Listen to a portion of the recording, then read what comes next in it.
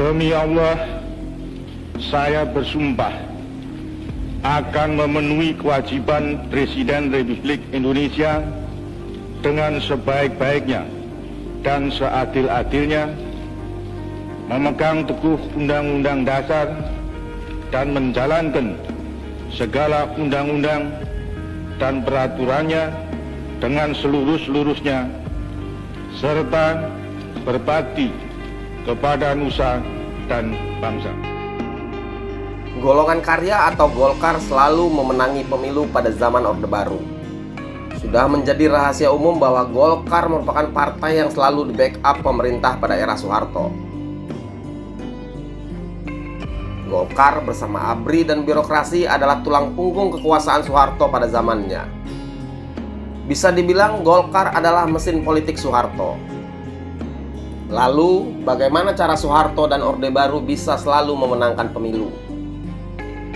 Adalah Ali Murtopo, intel kepercayaan daripada Soeharto yang memiliki peran sangat vital dan penting pada awal pendirian Orde Baru. Bisa dibilang dia adalah salah satu arsitek Orde Baru. Dia berperan besar dalam menaikkan Soeharto ke panggung kekuasaan. Pada awal peralihan kekuasaan dari Soekarno kepada Soeharto, dia mengondisikan gerakan mahasiswa, menjegal lawan politik Soeharto, dan membentuk CSIS, organisasi penting yang merupakan think tank-nya Orde Baru. Ali juga merupakan tokoh penting di balik suksesnya Golkar merajai pemilu di masa Orde Baru. Dengan lembaga Opsusnya, dia menyusup ke partai politik dan organisasi massa, sehingga mereka bisa dikendalikan. Sebelum pemilu 1971, Soeharto harus memperkuat posisinya di parlemen. Lewat intel kepercayaannya itu, dia berusaha menyingkirkan sekitar 90 anggota parlemen pro-Soekarno. Dalam buku Rahasia-Rahasia Ali Murtopo terbitan Tempo edisi khusus, Ali meminta Yusuf Wanadi dan kawan-kawan mencari kelompok yang pro-Soeharto. Lalu keluarlah keputusan Presiden nomor 7 tahun 1967 yang mengatur penambahan anggota DPR gotong royong. Masuklah 45 orang dari kalangan partai dan 63 orang dari Golkar. Dengan masuknya orang baru, jaringan pendukung Soeharto harusnya bisa menguasai forum MPRS. Tapi ternyata pada tahun 1968 terdapat ganjalan dari kubu Jenderal Abdul Haris Nasution. Nasution tidak menginginkan presiden berkuasa penuh tanpa kontrol dari MPRS. Nasution dan Subhan SE kemudian menyiapkan rancangan amandemen Undang-Undang 1945 dan garis-garis besar haluan negara yang sangat rinci dan sulit untuk dilakukan. Misalnya, anggaran pendidikan sebesar 20% yang tidak mungkin dipenuhi oleh Soeharto. Malam hari sebelum sidang MPRS digelar, Ali Murtopo dan kelompoknya berkunjung ke rumah Soeharto. Mereka memberitahu bahwa GBHN yang disusun Nasution penuh jebakan. Ali juga memperingatkan bahwa rancangan itu ditunggangi oleh agenda kelompok yang ingin menghidupkan syariat Islam. Bapak tidak bisa menerima rancangan yang disusun oleh Nasution bersama militer yang sangat kanan itu. Itu kata Ali. Apalagi Nasution juga meminta presiden untuk memilih kabinet dengan pertimbangan parlemen. Menurut mereka hal ini tidak sesuai karena Indonesia menganut sistem presidensial, bukan parlementer. Semua itu dirancang agar Bapak tak bisa dipilih lagi pada 1971. Begitu Ali meyakinkan Soeharto yang kemudian dijawab oleh sang presiden, "Oke, bereskan semua itu." Pada akhirnya semua draft yang dibuat oleh Nasution CS ditolak dalam persidangan dan Soeharto menang. Pada 8 Maret 1968, Soeharto diangkat sebagai presiden penuh. Ali dan kawan-kawan sukses menaikkan Soeharto sebagai presiden sekaligus memperkuat posisinya di parlemen. Kemudian pemilu pertama Orde Baru digelar pada tahun 1971. Pada waktu itu, Golkar menang mutlak dengan mengantongi suara sebesar 62,8%. Pemilu 1971 adalah awal kejayaan Golkar dalam memantapkan posisi Soeharto. Lalu bagaimana sebenarnya cara Soeharto berhasil mengantongi suara mayoritas untuk Golkar pada pemilu saat itu? Kembali Ali Murtopo berperan besar menciptakan Golkar menjadi raksasa politik yang tak tergoyahkan. Majalah Historia edisi 9 tahun 1 2013 menyebut Ali juga menggombosi partai-partai peserta pemilu melalui operasi khusus. PNI dan Partai Muslimin Indonesia adalah partai yang ketiban sial diporak-porandakan oleh Opsus. Jika terindikasi kritis terhadap pemerintah dan militer, pimpinannya sudah pasti didepak dari partai. Rezim Soeharto juga memobilisasi pegawai negeri. Mulanya para PNS dilarang ikut partai. Lalu pemerintah menerbitkan Kepres nomor 82/1971 tentang pembentukan Korps Pegawai Republik Indonesia atau Korpri sebagai wadah satu-satunya bagi pegawai negeri. Korpri pun kemudian dimasukkan sebagai bagian dari Golkar.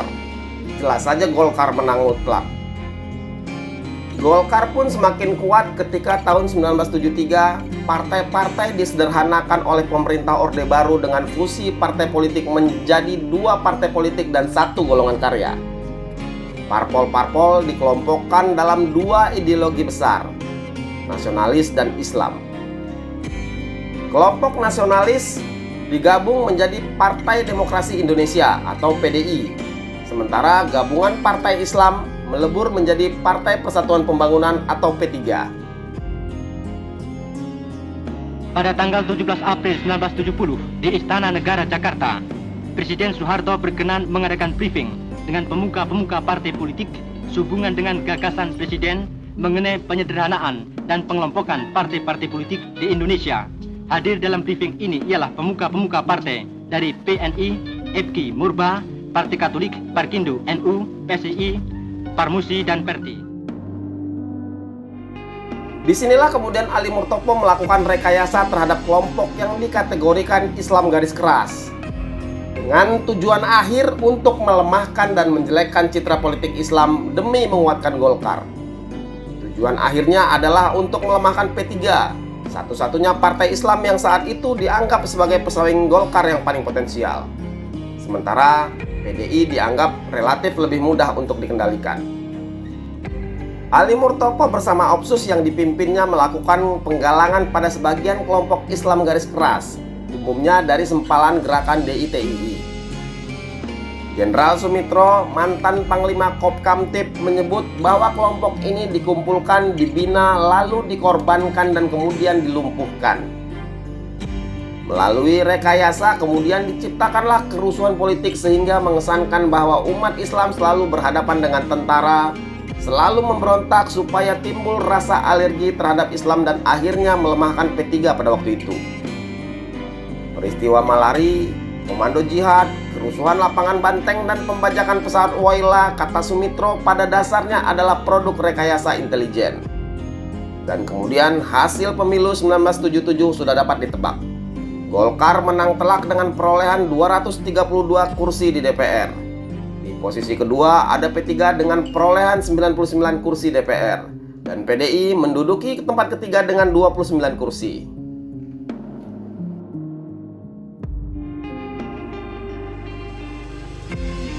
Pada pemilu 1982 dan 1987, kecurangan-kecurangan Orde Baru semakin menjadi. Bisa dibilang inilah masa jaya rezim Soeharto. Orde Baru seenaknya merombak struktur badan penyelenggara pemilu. Seperti dicatat dari laman tirto.id berjudul Rekor Kecurangan Pemilu di Indonesia dipegang oleh Orde Baru. Saat itu, Ketua Dewan Pertimbangan Lembaga Pemilihan Umum dijabat oleh Menteri Kehakiman. Anggotanya pun ditambah dengan memasukkan personel ABRI, Parpol, dan Golkar.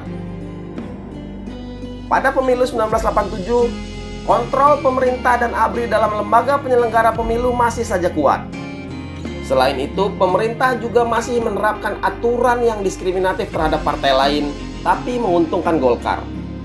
Misalnya, larangan pembentukan cabang partai di bawah tingkat provinsi, pengurangan masa kampanye, hingga pelarangan kritik terhadap kebijakan pemerintah. Semua pembatasan macam itu jelas tak berpengaruh bagi Golkar yang kader-kadernya menempati posisi penting dalam birokrasi dan militer. Rezim Soeharto memanfaatkan para birokratnya untuk memobilisasi dukungan terhadap Golkar. Caranya dengan menekan para kepala desa untuk mengumpulkan suara bagi Golkar. Puncaknya pada tahun 1996, Kepala Staf Angkatan Darat Jenderal TNI Hartono di hadapan 5.000 kader Golkar di Karanganyar, Jawa Tengah menyatakan setiap anggota ABRI adalah kader Golkar. Anggota ABRI dilarang ragu-ragu mendukung golongan karya. Meski tak semua petinggi ABRI sepakat pada pernyataannya itu. 2 tahun kemudian, ternyata gelombang reformasi merubah segalanya. Krisis moneter melanda Indonesia yang diikuti serangkaian demonstrasi oleh rakyat dan mahasiswa, menuntut diadakannya reformasi. Era Orde Baru pun tumbang.